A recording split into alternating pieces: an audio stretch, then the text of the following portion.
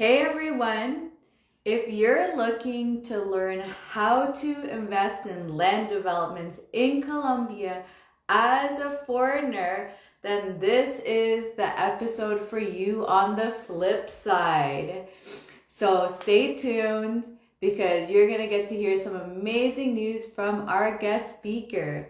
My name is Diana Lizarazo, and our guest speaker is Sergio Amatller. Now, before we get started, I want to share some exciting news with you.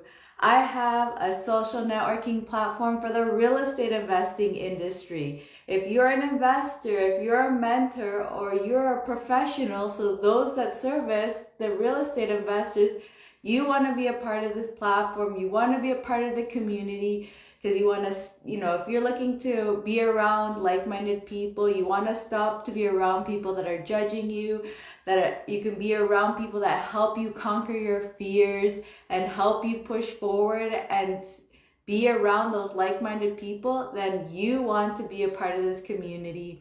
It's free to join. It's called realestateinvestorfam.com. Now back to the show. Sergio is going to be sharing his current project. It's in Colombia, and he's going to be sharing with us specifically probably the permit stage and how it's been going. So if you guys are ready, let's send Sergio some thumbs up. Let's send him some.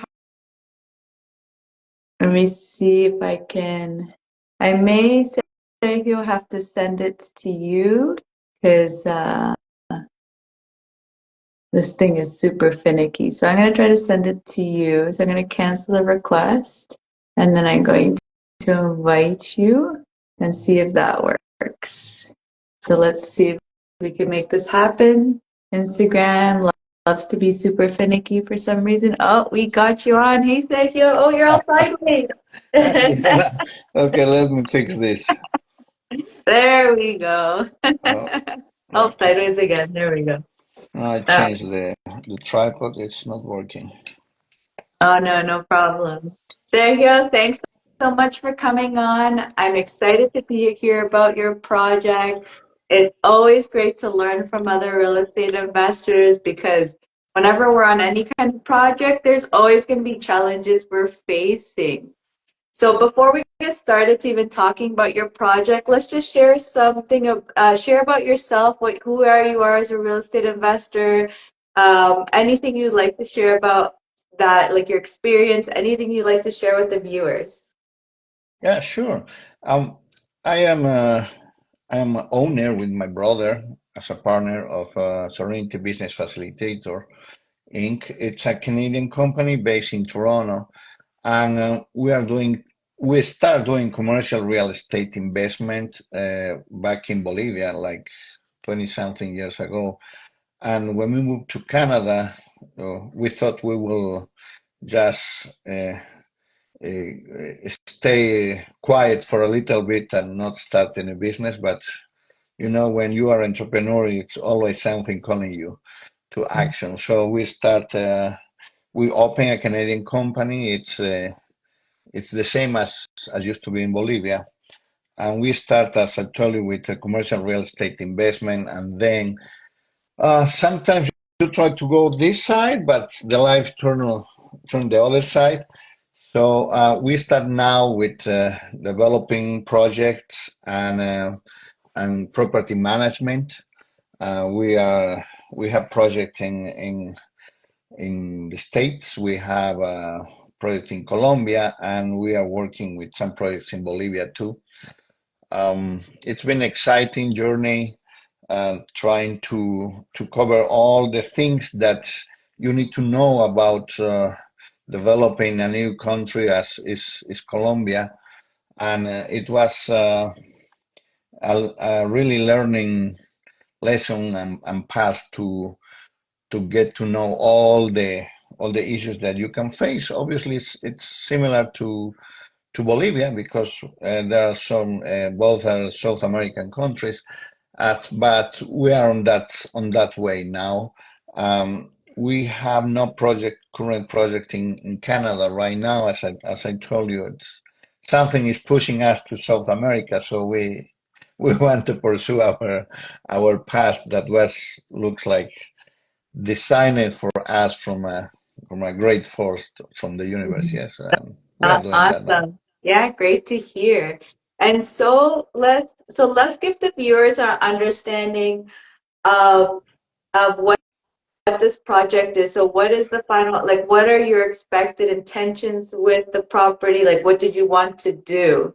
So that we can let's paint them a picture so they can Okay. understand what is the Okay. intention behind this project in Colombia.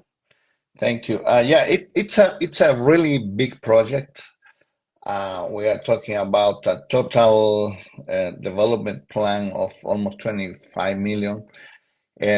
It has two phases. The first one is include between the construction of 60 to 100 cabins.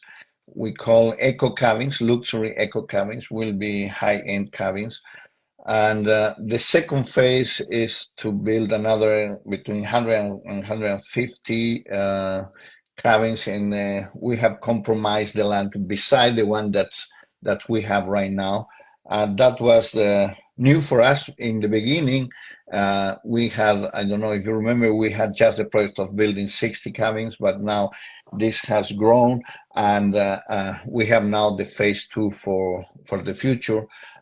We are getting a lot of attention in Colombia. I will let you know after I explain this what happened to me today. I'm really excited about that, and those are going to be um, luxury cabins it will be no exterior walls. We have created a new concept for which is in South America.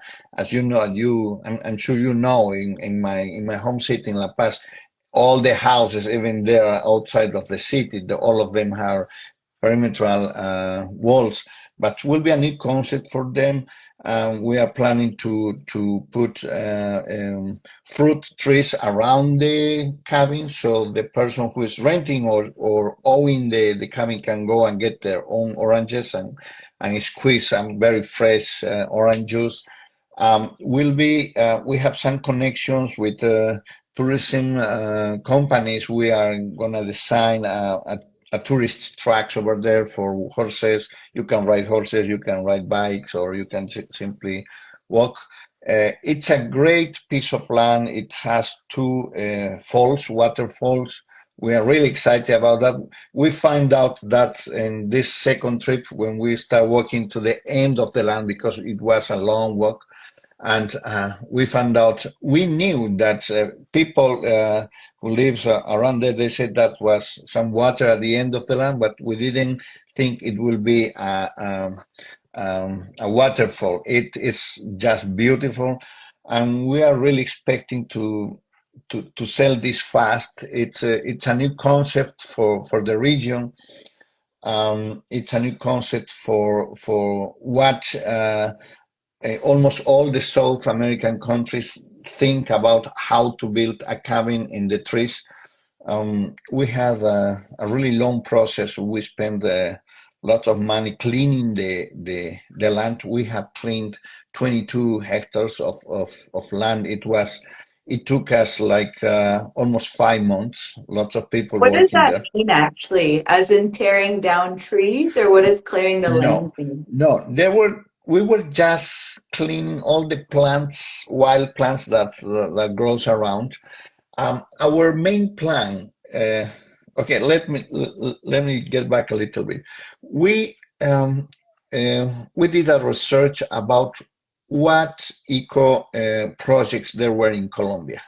Okay, we found an eco hotel, eco village, but none of them was eco. It was ecologic. It was just the name.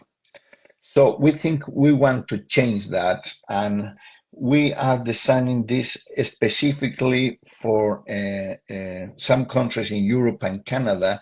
The people is very focused on maintaining all the vegetation and the natural life, let's say, over there. So our main objective for the project is to keep as much as all trees we can. if it's really necessary, we could cut it down. But if not, we will try to keep as is right now. It's clean. Obviously, we have to cut some trees, but all of them are maple trees, so it will be. Um, we have to really take care in what are we doing for the routes and the access to the cabins and that stuff. Yes, And the so project before we is get started on it, what stage are you right now at it? Like you're at the permit stage, right? Like in the middle of trying to get permits, or what stage are you at? okay. I have a. We are very happy about that. Um, we were facing the problem that the small towns in Bogota, around this region, which is called Tolima, they were allowing projects that you can part the land in 1 acre, not less. But that was not useful for us because we want pieces of land of 500 meters. So they have to change the bylaws about that because they were using a law from the Colombian government that was specifically drafted for pieces of land that they recover from the cartels. Okay, they say no, you can do this, you can't do that. It was lots of limitations. So for the region, built at this semi-urban project, because we'll still, if you see the country from outside, will be just wild, all the woods in the wild state. Yeah, so we had to get a meeting for the authorities from the region. I don't know if you remember, I told you the smallest the town, the difficult to get in touch with the authorities. So Oh, finally, after the trying, smaller the town? Oh, really? So the smaller it is, I thought if anything it'd be harder, easier. So it's harder actually. They like to go no, yeah, MIA. it's little queens and kings. Yes. Okay, after trying really hard for 3 and something months, we got a meeting this Monday. Actually, was this Tuesday. That passed, right? The Yeah, pass. yeah, this last Tuesday, and it was almost 2 hours meeting by Zoom. My partner over there traveled to meet in person with the major, and we connect through Zoom. It was a 2 hours meeting. We explained what we want. I explained that they were using the wrong bylaw. Okay, they have to change. They have to design. And after the meeting, the mayor and the person who look after The the planning and bylaw. changing, yeah, the bylaws, she said, okay, yeah, you are right. It's logic. What are you asking? So we need to change that. So I think we were very happy after the meeting ends, and because we got a verbal compromise, they will adapt and they will ask theirs to change the bylaw because this Lebanon town, it's part of the Tolima region, which is a province like here in Canada. So they have to ask to the province, to the authorities of the province, to change that. Hmm. And last time that we were in Tolima, that was back in August, we met with another guys who were developing small projects, and all of them were refused, were rejected because of this bylaw.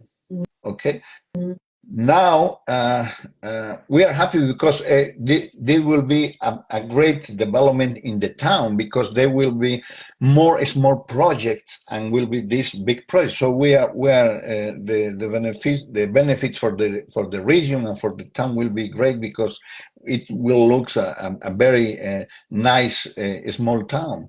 Yes, and Hmm. the great advantage for this is that they call the most modern highway in Colombia is passing 20 minutes from this town.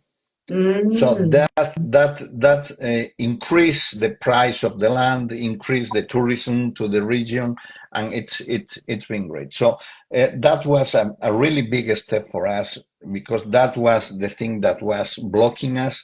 We were in the process of we hire an architectural firm to help us with the to design the cabins, the access, all of that, and we have to ask them just to stop until we finish this step that is changing the bylaw so we can part the land in pieces of 500 meters. That's amazing. And so, like you said, that you found out that the bylaws, what the bylaws, like they could be changed or that they were old or wrong or whatever. How did you find that out? Was it the architectural firm that found it out, or how did you guys come to know of it? Uh, when we had the meeting with the other guys who were trying to do some project in Lebanon, we didn't stop that because they said, no, no, we tried several times, they don't want to do anything. So we got two meetings with the was a kind of land minister of land, kind of, and the other one was for eco tourism minister of tourism.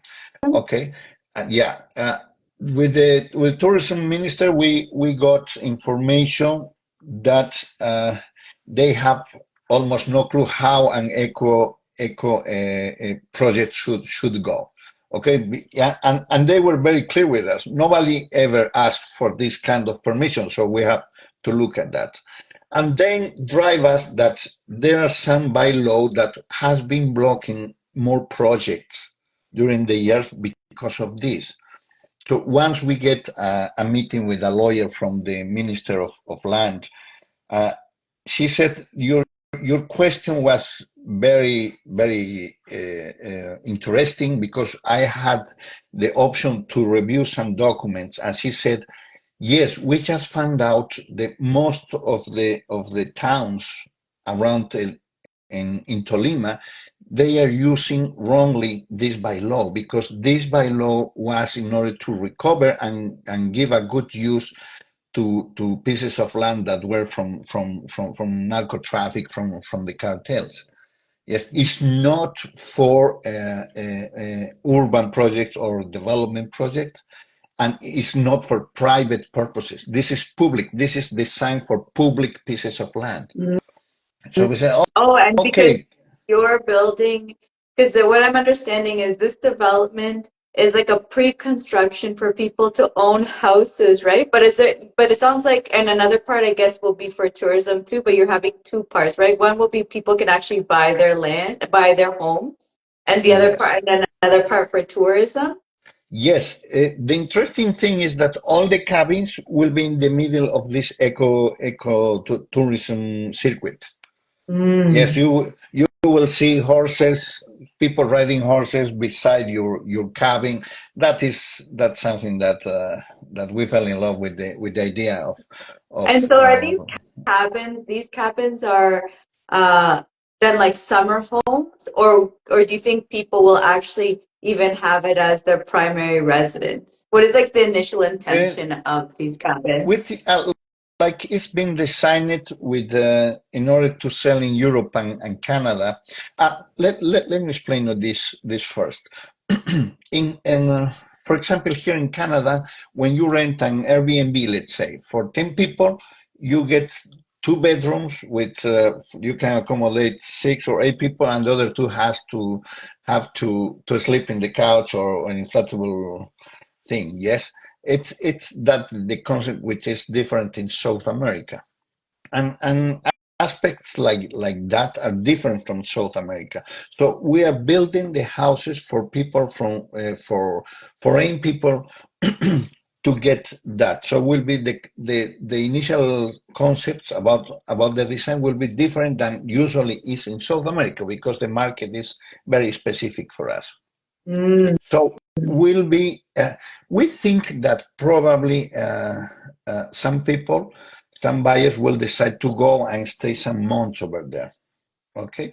Hmm.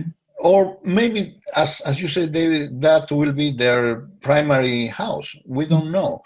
But initially, it's designed to just To to be more of like an Airbnb yeah, style that yes, they use it as an investment. yeah, and we are offering to manage the property because we have experience in Colombia and in Bolivia in managing short-term rentals.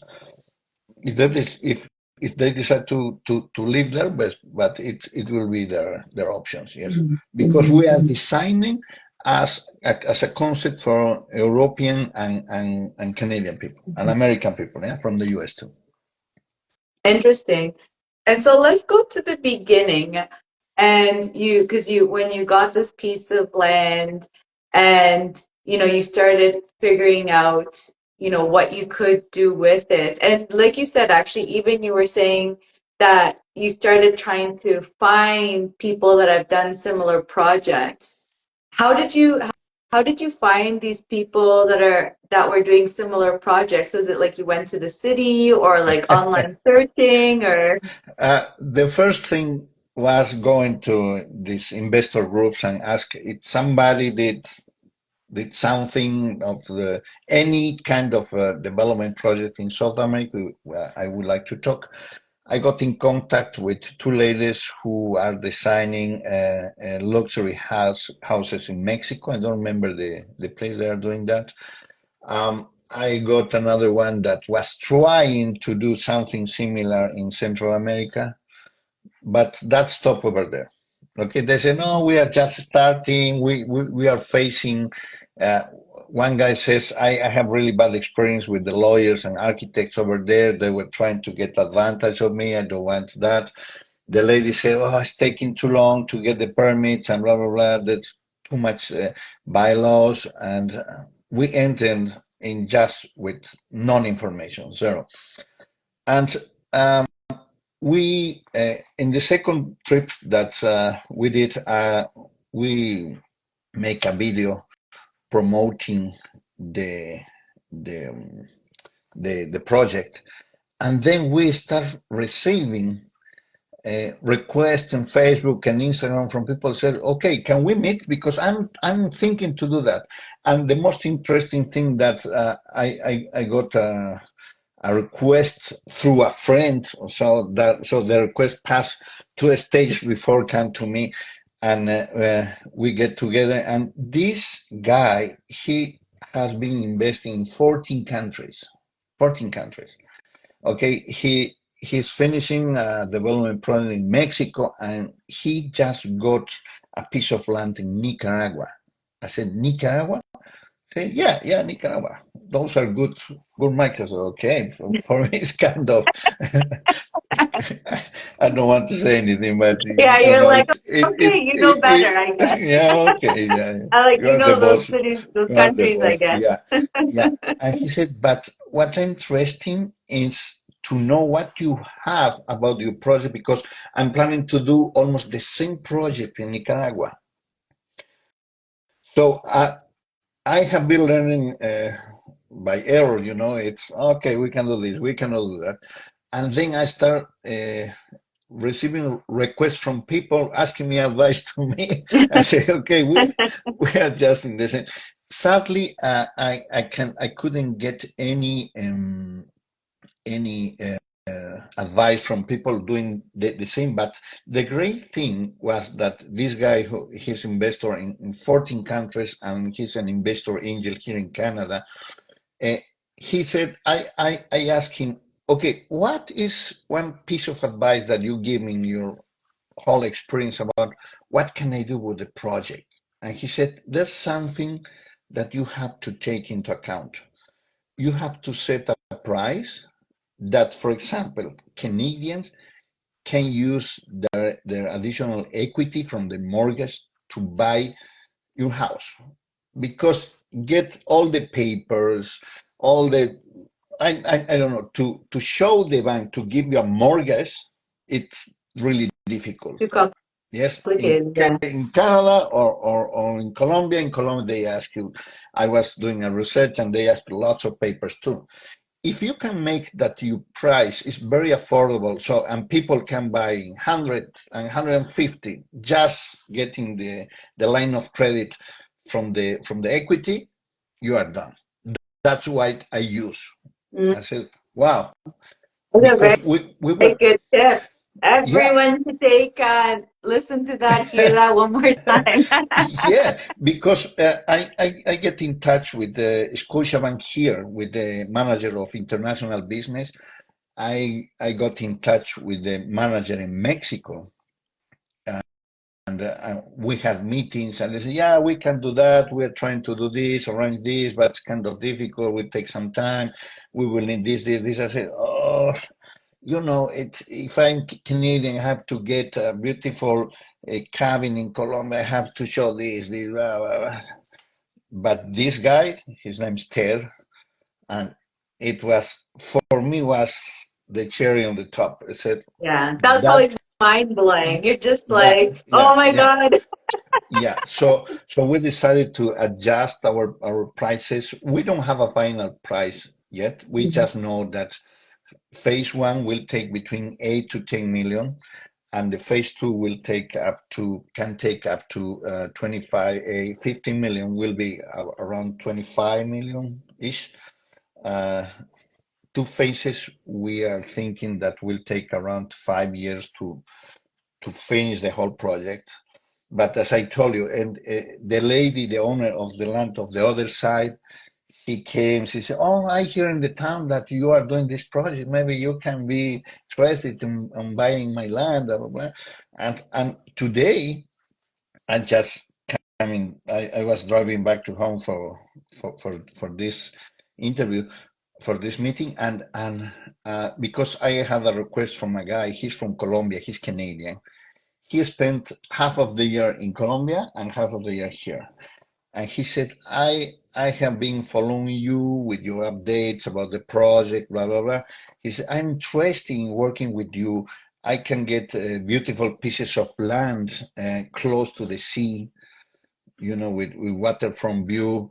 And there's lots of that with simple cabins. There's not too big ones or very elegant. We can rebuild that and sell the houses. I know you are doing your marketing for that, but we can sell that in Colombia or in Europe. So that's why I told you it's like catching interest from another people say, okay, I can do that additionally. I can do that. This we can use your experience and doing this similar project like that. And And that's let's see what a happens. great example of showing the power of networking and like that sharing what you're doing. Because like that, there may be a lot of things that a lot of information that you get that isn't useful, but sooner or later you will start finding things that do mesh together and that can Yeah, either work or you get more information or whatever it is. So that's amazing. And the research, the impact of doing research, like you're saying, it's like talking, to the banks to see like what they can do, how things are, talking to the counselors or the mayors to or trying to get in contact with them or the lawyers, but like trying to get as much information as you can because as you dig, you find more and more and you usually like that find a solution if you're willing to kind of persist and yeah, continue going forward and being with it, which is what basically it sounds like you've done. It's also having that open mind to be able to modify and change as you find more information and as you can do different things. Like you said, you went from a smaller size to a much bigger size just because of the information you found. Or even, yes, yeah, or even with your friend that told you, the guy that you met that told you that, try to do something that works for people. Like how can you get a Canadian, for example, to invest? And what is the easiest way for them? And then you work towards that because now okay, this is my person. This is what they can do. These are the kind of houses, or this is the kind of product basically I can yeah, give them. yes. I think the big lesson from this last trip, from this last stage on the project, and it's something that I always told my kids and all the people when they ask me for advice. I said, ask. You Mhm. already have the no. Ask for the yes. The other guys who was trying to do some project in Lebanon, they just accept the no. They never ask why. Why no? Why? What? It's Yeah, such a yeah, good yeah. question, right? What can I do to get a yes?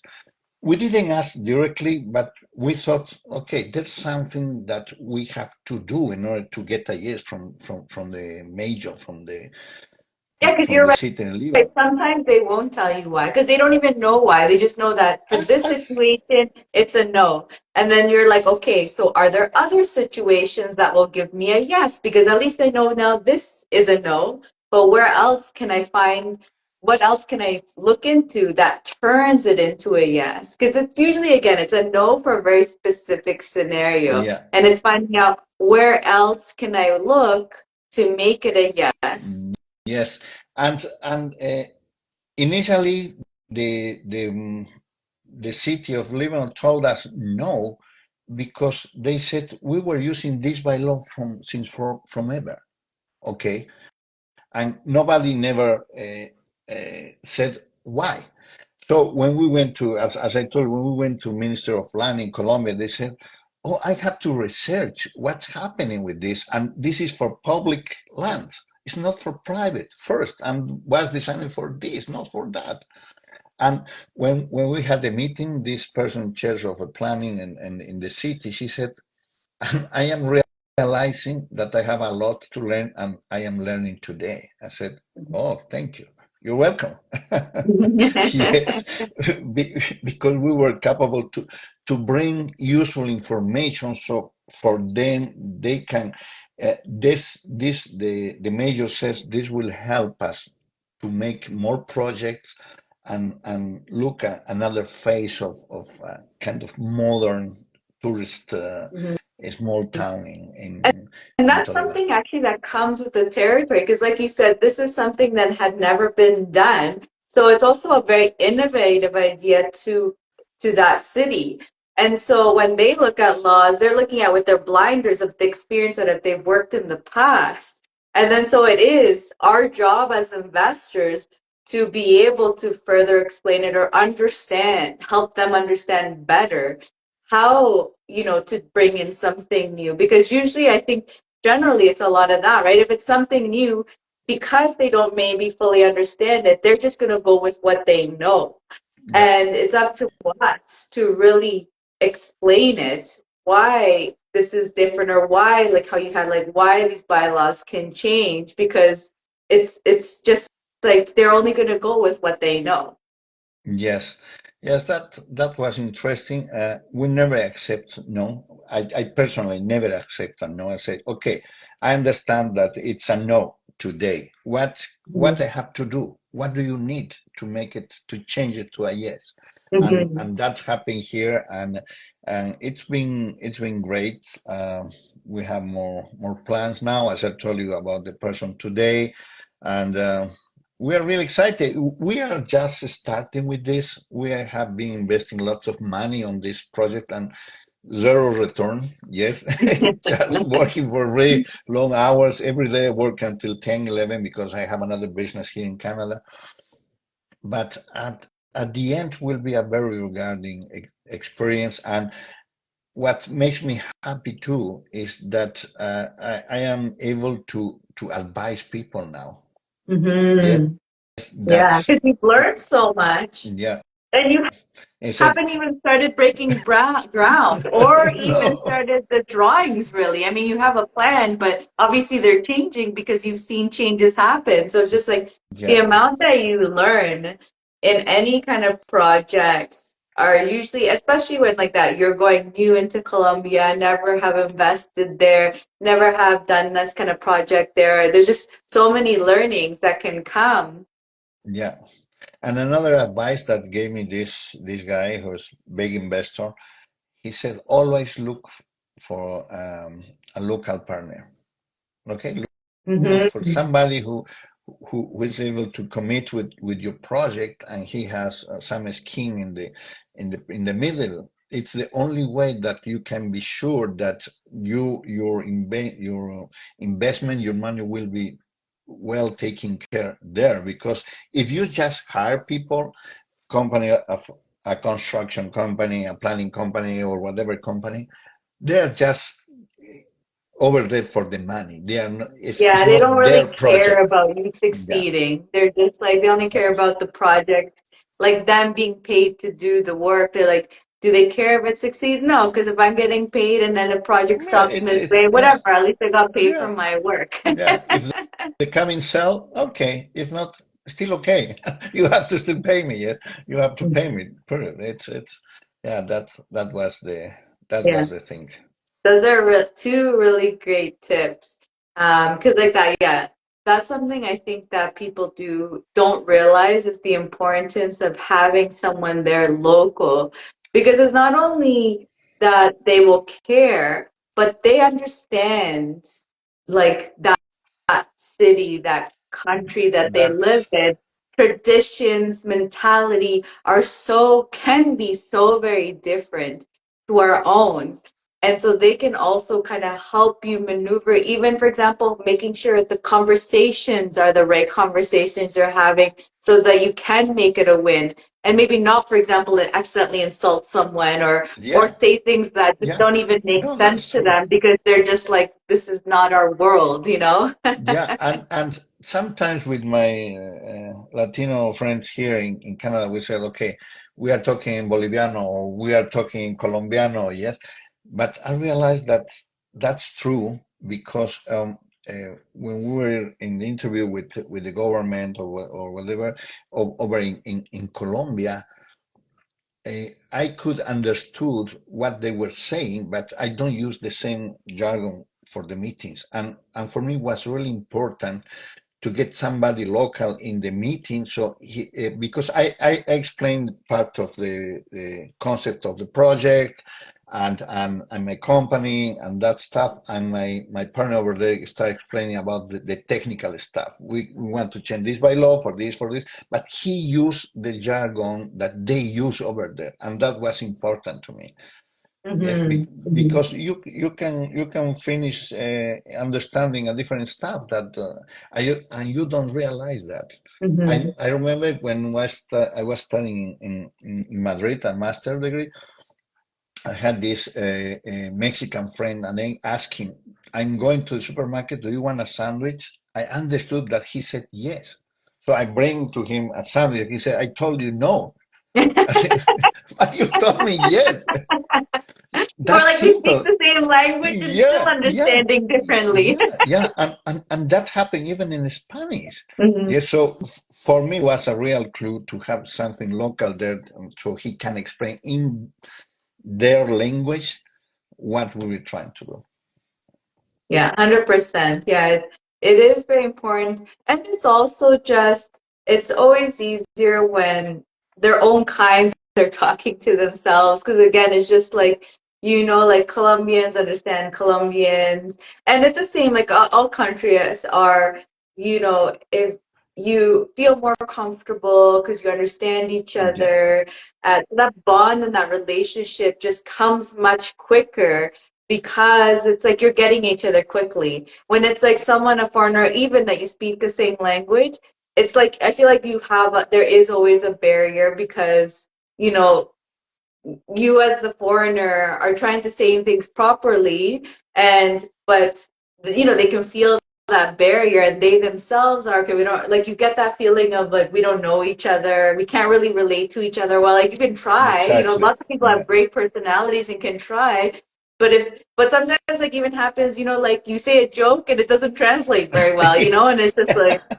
yeah. I have a friend that says all the time that I translate in English a Spanish joke, nobody laughs. He says, so, exactly. And it's still, like you said, it still even happens from Spanish to Spanish just because yeah, countries have their different behaviors, their different ways of being, their different inside jokes, yeah. like everything is so different. They're culturally, things still are different. So that impact of having someone locally is definitely very, very important.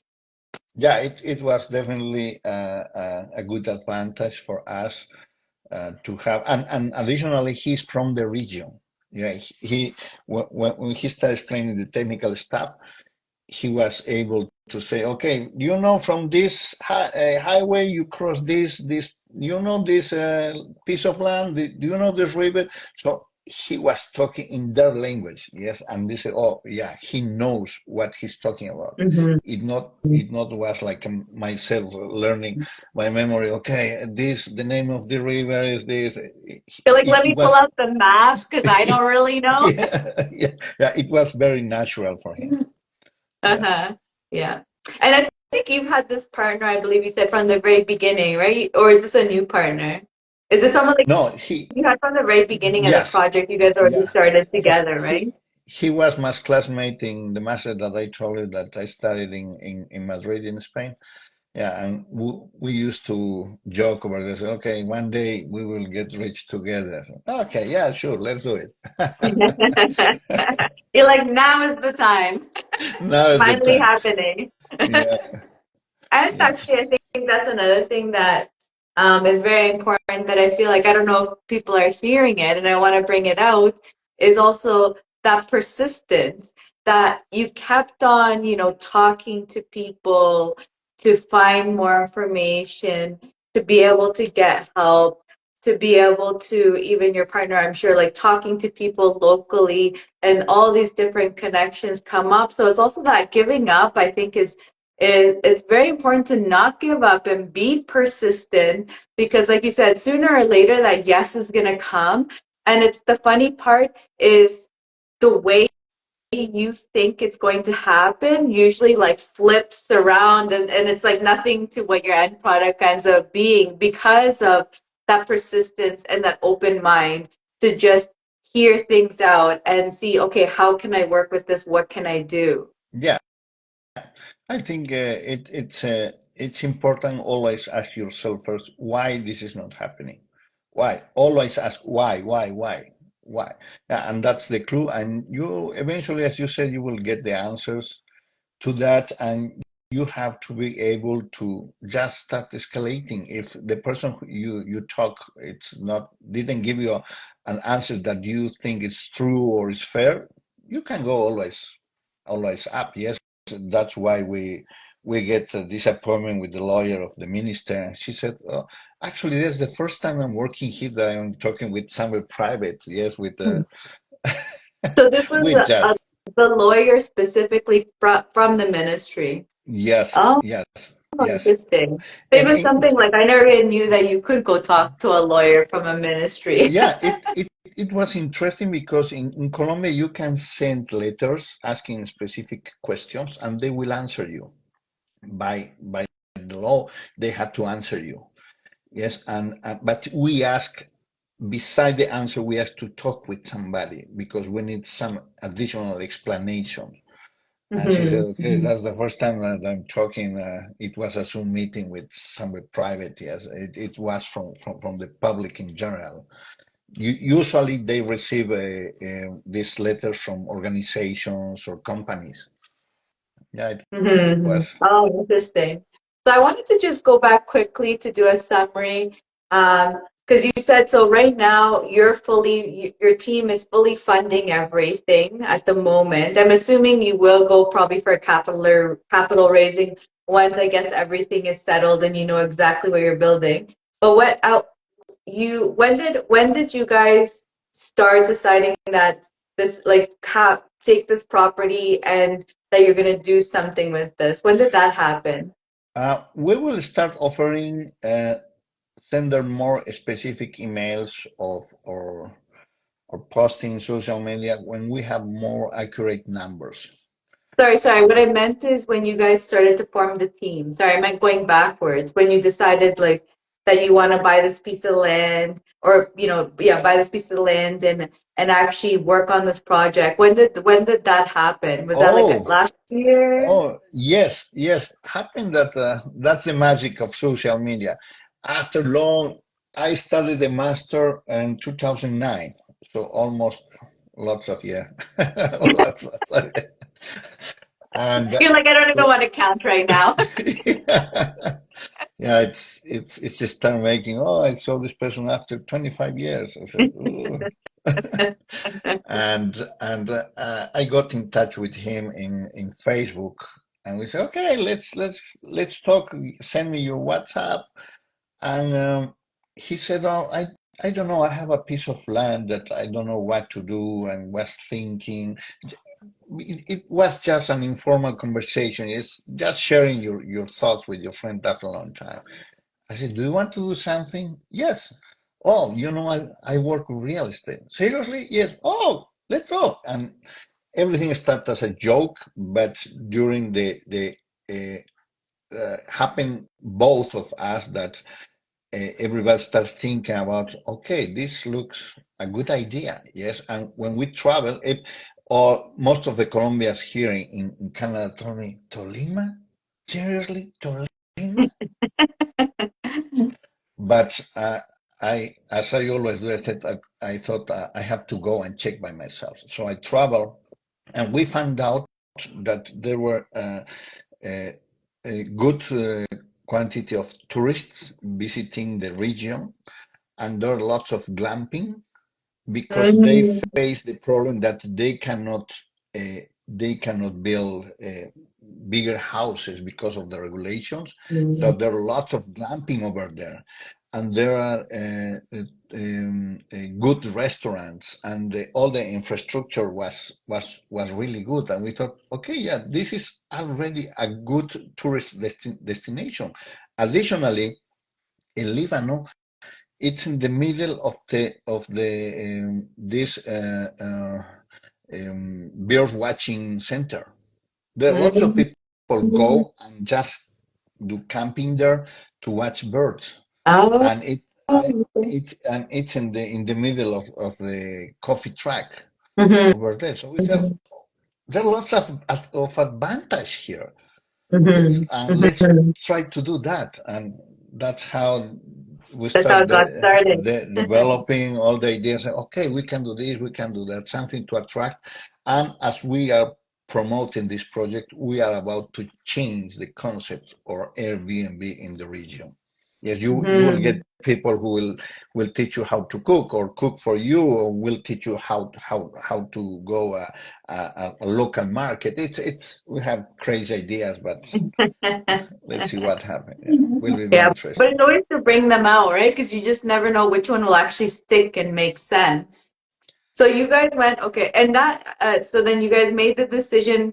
But when did so was it like last year that you guys decided seriously that Yes. to start moving Yeah. forward? Was One last year? one when I traveled with my wife to watch the land over there, we saw the potential about the quantity of tourists that were over there, the condition of the weather. It's 20 degrees almost the whole year.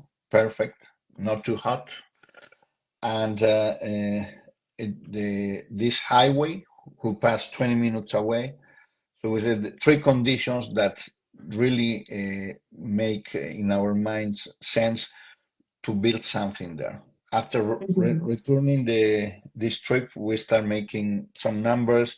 I met with one of my cousins. He has built big project. I talked with him about numbers, what could be, what can be, and we decided, okay, let's do it. This looks like a good project, and we start with that. And the first step was to get all the current measure of the land and clean it. And we have been working on that for 5 months.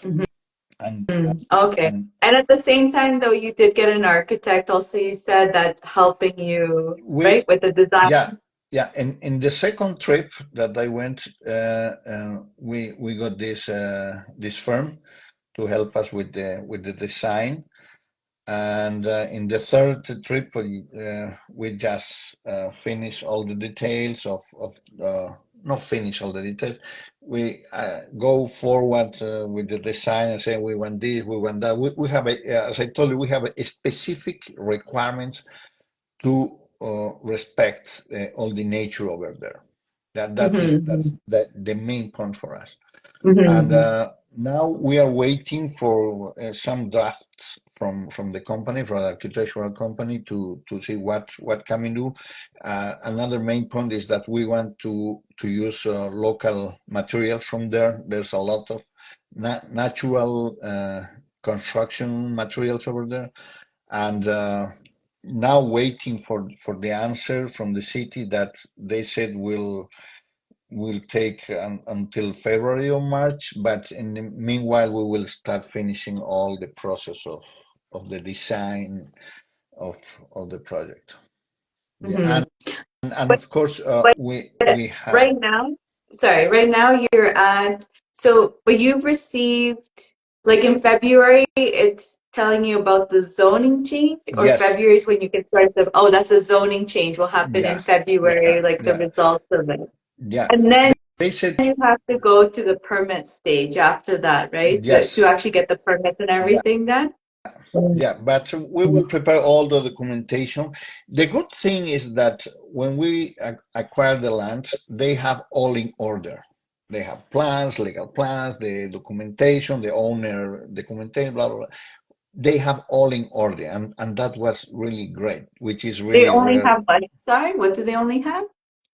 All the documentation for the property, all the plans and that stuff, the ownership, all that stuff, which is rare Hmm. for South America. Usually people keep that everywhere. Yes, they have to start, and that was great, and that that will allow us to start getting all the permits while we wait for this bylaw, because they are not attached one to another.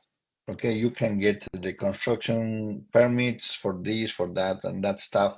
We have to talk with the electricity company, with the water company. We have to design all of that. And I think at this time, we will be able to start the actual construction in February or March when they gave us the bylaws. Okay, let's do it. Oh, But you can we even want start to prepare. actually construction. So Yes, even though you don't have the permits, or do no, they no, not no, do no. permits then? We will start in February or March once we get the bylaw approved. But Mm-hmm. we want to have all the stuff ready to start the construction, all the permits, all the stuff that is not linked to that bylaw. Yes, Mm. as I told, we can talk with the water company, with the electricity company, start planning how we're gonna Oh, do to get all that stuff. That's not necessary that we have to wait for the bylaw to be approved. okay.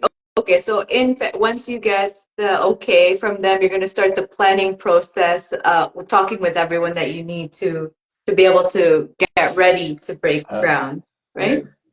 I think the last point will be to get the bylaw, but we want to start talking right now with all the companies that has to be involved Mhm. with the Yeah. project. Which, because as you said, with the conversations now, you feel that it's pretty certain that they're going to be changing the bylaw, or you're going to be able to. Uh, Do they do the same thing? Is it a change in the bylaw, or it's just that is it? They're are they? It's not really that they're changing the bylaw. It's more that yes, you're using it properly, right? Like yeah. using. Or maybe we are thinking they have to draft a new bylaw because they Um, were using during the years a bylaw for public land. mhm, They mhm, were just applying that to everybody. mhm, Yes, and actually, if you think carefully, it's not sure that they will get that through. Yes, we think we talk with the major, with the planning person. Uh, we think we cover all the issues that they have about what they need, what information they need. They said once they have a first draft for that, they will call us so we can discuss what could be convenient to change in order to do this a go through. And well, let's see. They said they will call us like in middle of December for with the first draft. And as I tell you, I think they are doing a new one because mhm, they were using the old one that it was not for mhm, private mhm. properties. Yeah, let's hope that's yeah, the that's best. very interesting.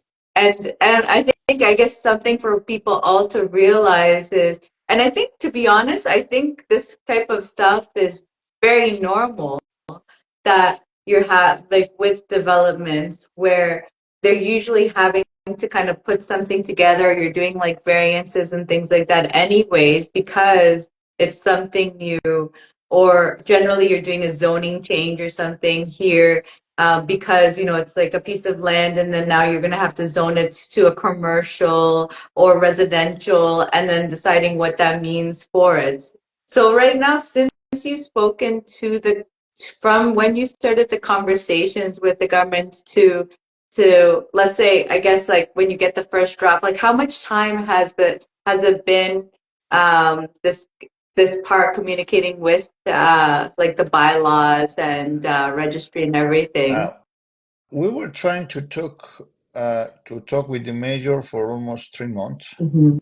and we had the meeting, and they said in middle of December they will call us to have this meeting to check the bylaw, and they said they will get ready for March or April. That will depend on the province. Mhm. Yes, because they have Mhm. to receive all the information from all the towns, all the cities, and yeah, that will be the. We think February, March Mhm. will have that. So I guess like that's good for people to know because just to get to the zoning, it's around 8 months. So I Eight think like months. these kind of things, it's actually important to know, right? Because it's Yeah, like when you're buying a piece of land, is making sure you have that right strategy in place that you can hold it because that's only zoning.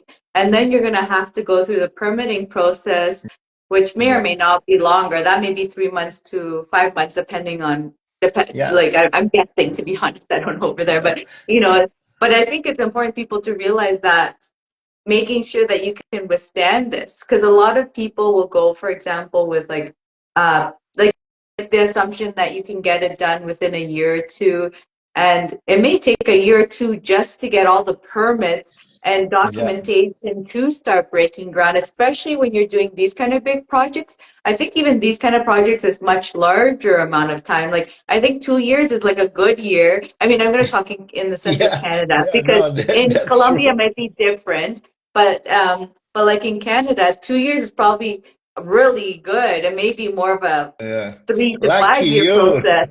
lucky you. Just 2 years. Wow. Yeah, yeah. So, sorry, you're Sorry. Go gonna say? ahead.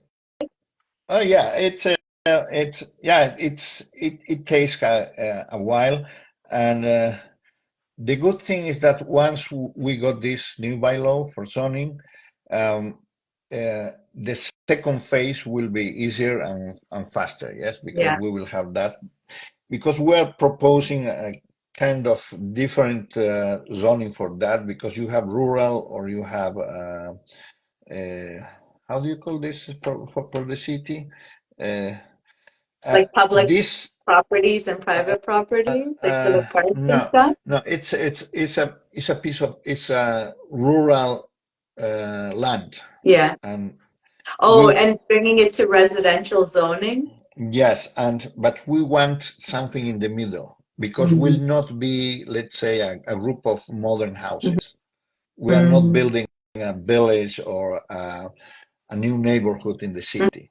Yes, Mhm. it's kind of the middle, and that's why we have to be very extreme careful about Yeah. what they put in there because we don't want that the drafting of the first draft is just closing doors for another people or even for us. Yeah, yeah. Yes, we Definitely, want that's something very more true. specific and general. Yeah. Mm-hmm. That's a great point. Let's end it off with from what you've experienced so far, what tips would you give to the viewers if they want to get involved in an international land development project? What are your tips that you would give to the viewers if they want to get involved in something like that? Okay, the ones that we have been saying today, it's the first one is get in touch with somebody who already did that. Okay. Mhm. Uh, some depending on the project, it's kind of difficult, but you can still asking. The second one is partner with somebody local, company or person, so they can take proper care of your interests, which will be their interests too. Mm-hmm. And the third one is determine your prices in relation of how can could be easy for foreign people to buy your houses. Mm-hmm. Because we were thinking in the beginning, the cost will be this, that, but you want to sell fast, or you want to get more income. You have to decide that, yes. Mm-hmm. And I love that. the That's basically always keep the customer in mind whenever you're doing anything. Who are you selling to, and what can you do to make their lives easier? I love that. yeah, and the first financial law says what I learned at the universities, the money is worth it more today than tomorrow. So that's why you want to sell fast because you will get more return if you can sell fast. And then in our case, we can move forward to the second phase. Yes. Mm-hmm. I love it. Sergio, it was so much fun to hear about how your project's going. Hopefully, in a year, we'll get to hear more, and Oh, maybe by then you'll for be sure. breaking ground, or for sure, at least the permits will be in place, and then we'll get to hear about all that experience. Yeah. Thank you very much, Diana. Diana, it's always a pleasure talking to you in person or this way, and I really appreciate for the invitation, and I'm really happy I can share our experience to other investors. So it's as when you start getting into the investment field, people always say smart people learn from another fails, yes, from other fails, from other people. And I'm very happy to share my experience through this way, or people interested, just call me. I am always happy and passionate about talking about this project. And well, I wish you the best. I thank you very much for the invitation. It was a pleasure to be here. Awesome, Sergio. Thank you, Sergio. It was so much, Sergio. It was so much fun to chat with you. If you guys love what you heard from Sergio, he will be tagged on here. You can DM him, contact him as he said. You can see what he's up to.